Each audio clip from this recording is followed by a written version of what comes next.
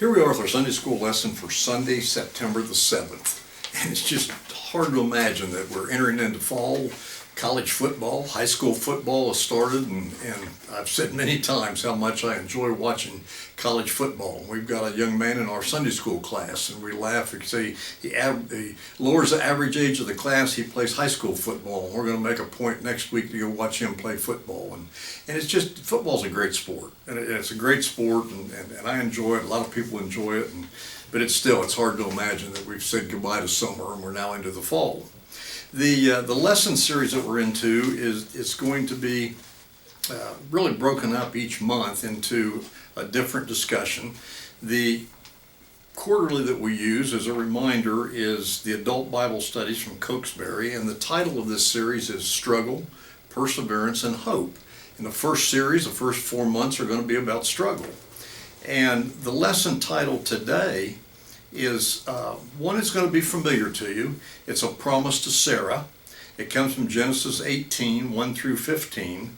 And the purpose statement is to understand God's covenant promises through the lens of Sarah's faith and commitment. And it will be a familiar passage to you.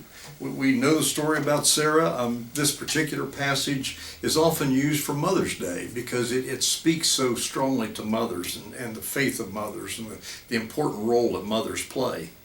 Biblical writers are sometimes accused of treating women poorly because we don't see as many stories in the Bible about women. And we know that. We also need to keep in mind the period of time that these lessons, these writings were done in, that women were treated differently. They weren't looked as equals with men, and we know that that was wrong. But nevertheless, that's what we experience when we read many of our scriptures. They did reflect, however, the culture, but they also, for the women that we do read about, that we will read about, we're going to see some amazing things. If we read it carefully, if we really take time to study these lessons, we find stories of women who were courageous leaders and faithful servants of God. They were heroines with qualities that are worthy of emulation. And we discover that God chose women and men to help further the divine plan, and that Jesus involved women in the work of spreading the gospel. And we're going to dig more deeply into that. Now, we may not find as many names of women in the Bible as men, but we know that they were crucial in furthering God's redemptive plan. I mean, let's face it, that's why I say we sometimes use this lesson, and we do it on Mother's Day, and we reflect on the importance of mothers. Everybody had a mother. Everybody has a mother. They're important. They're important to everything. When I think about and I reflect on my mother, I reflect on my grandmother. But we all have a special relationship with our mothers. And when we think about that, and we think about how God blessed women to be mothers, to be able to share that privilege, men can't do it. Only women can be a mother. And I think about that. We meet many of these women in the book of Genesis, which we're going to be looking at over the next few weeks. There's Sarah, Hagar, Rebecca, Rachel, and Leah. And though they were vulnerable and lived in a patriarchal society, they persevered and displayed surprising ingenuity in fulfilling not only their own goals, but the goals of God. And their stories are the focus of the first 4 lessons this quarter and lay a foundation for understanding the next 4, which focus on the prophet Jeremiah.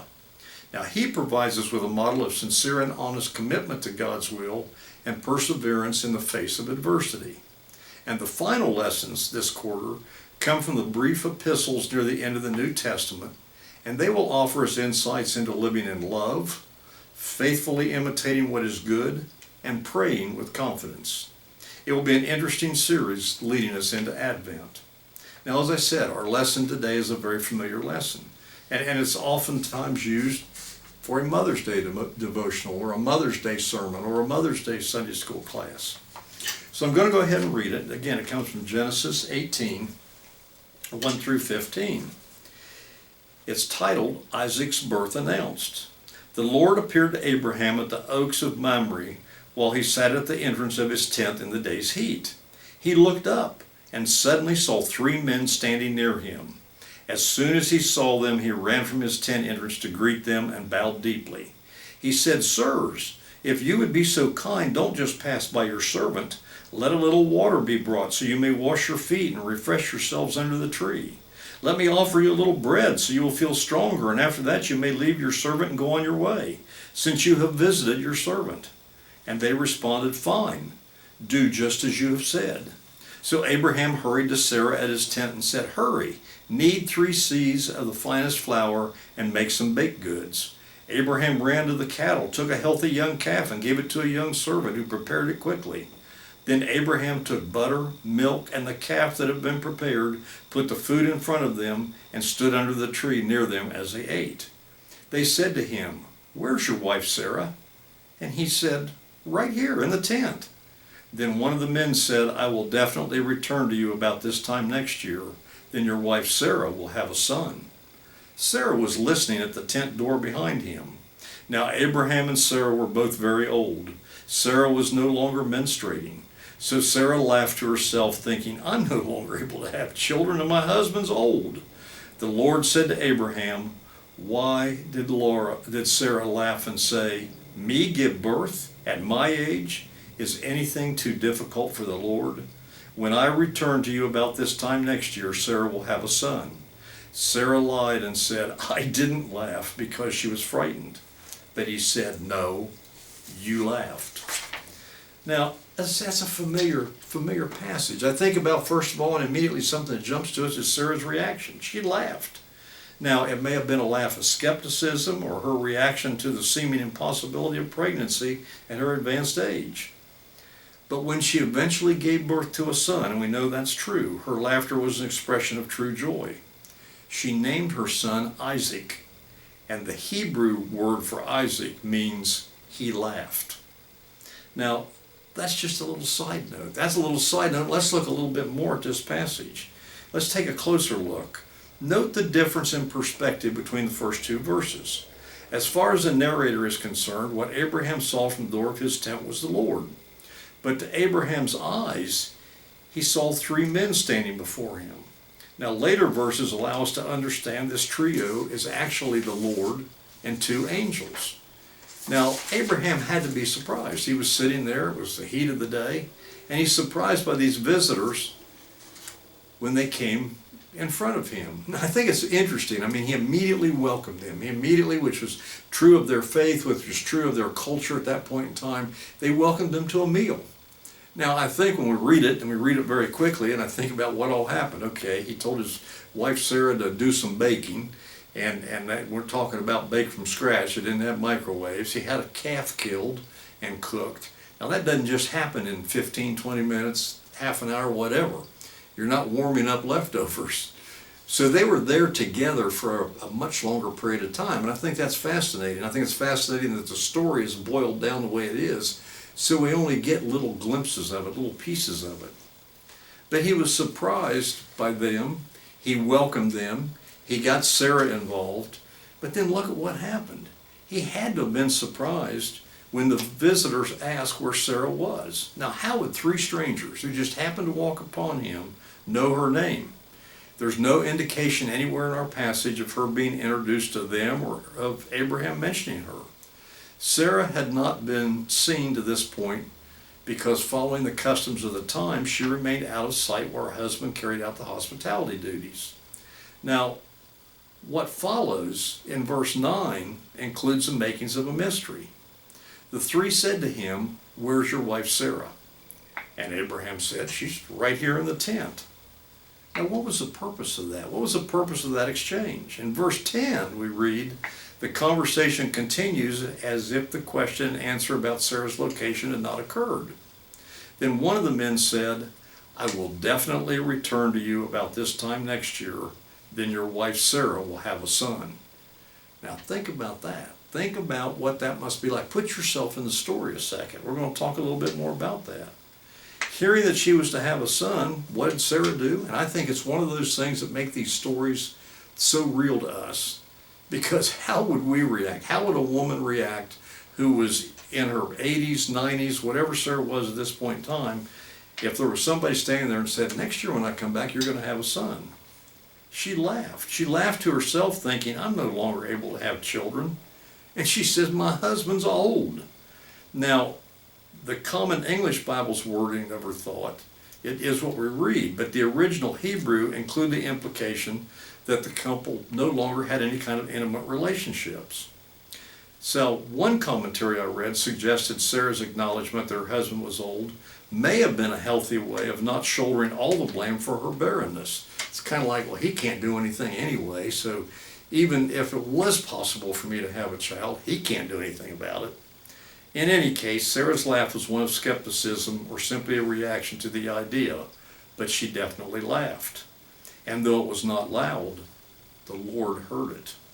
Now, it's the storyteller who identifies one of the men as the Lord, and that we read in verse 13.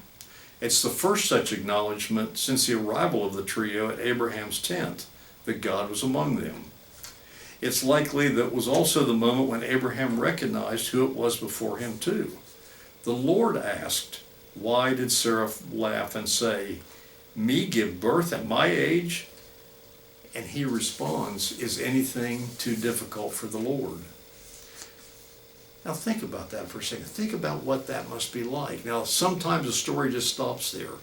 And we talk about the faith of Sarah, the faith that Sarah had, that she goes on to say later that whatever you want me to do, I'll do. And she does bear a son. She bears a son. She bears Isaac. But I want you to, and I like doing this. I like doing this when I do a Sunday school lesson. I like to think how I put myself in the story. How do you put yourself in the story? What can we take away from this story? Yes, it's a wonderful testimony to the faith of Abraham and Sarah. It's a wonderful testimony to their relationship as a couple. I mean, we read more about Abraham. We read how he was the father of nations, how he ministered to nations, to thousands of people. And all of this is a precursor to Christ coming and walking among us. And so I want to look at a few of the things that I think the Abraham and Sarah story are perfect examples of as we look at our own lives. First of all, it's important for us to trust the Lord to help us have the courage that we need, the determination, the wisdom, to know how to withstand the doubts of those who are closest to you. Think about that in your life. Think about how they had to stay. Can you imagine when they told people that Sarah was going to have a child? What people thought? I mean, they had to think that they were crazy. And yet they had the courage, they had the determination, they had the wisdom to know that yes, this was the Lord, and the Lord can do anything. I think in our own lives sometimes how that we don't understand that, we don't accept that. We get down, we get beaten down, we have challenges, we have things that occur that we don't know how we're going to overcome. And yet God tells us we need to have the courage, determination, and the wisdom to know that He can do anything. I think it's also important that we need to understand, we need to ask the Lord to help us gain a greater fulfillment through our confidence in the Word. The fact that God can accomplish all that He has promised. We do. If we admit, if we're honest about it, sometimes we do get discouraged. We think, what am I doing wrong? I've laughed. I know I've said in these Sunday school lessons, there are times where you just look up and you go, what do you want me to do? I'm doing everything that I can possibly do. I'm reading a devotional every day, I'm praying. Why can't my situation change? But we have to continue to understand, we have to continue to have the confidence that God will and can do anything. We need to trust the Lord to help our faith grow. And when our faith grows, we will someday leave a great legacy like Abraham and Sarah did. We'll read later, if you know the story about the children, the children's children, and how their children led nations. When we have faith, when we focus on the Lord, when our families see that in our lives, we will be leaving a great legacy. And I think the last thing that we pick up on when we look at this lesson is that we need to learn to ask the Lord to help us go anywhere that God sends us, while being confident that He will supply us with everything we need. I know I've thought that many times. I thought, I get this feeling. I know you want me to do this. Here's this opportunity. Here's somebody that has a need, and I can help fulfill that need. But I'm not sure that I'm equipped to do it. And we have to have confidence that when our hearts are touched that way, that it's God doing that, and God will give us everything we need, just like He did with Abraham and Sarah. So think about that, reflect on it. We're going to be talking more about it next week as we continue to journey through these women in the Bible over the next few weeks. A lot of great things for us to consider and reflect on. Will you play with me, my friends? Our gracious Heavenly Father, we give you thanks. We give you thanks for Abraham. We give you thanks especially for Sarah, for her faith, for her confidence. And we just ask that you give us that kind of encouragement, that you continue to give us that kind of faith. And as we go throughout this week, keep our eyes open to the things you want us to see, our ears open to the things you want us to hear, and our hearts overflowing with that love that you have put in each and every one of us. And no matter how much we give away, you're going to give us more to give. In His name we pray. Amen. I hope you have a great week, and I look forward to seeing you again soon.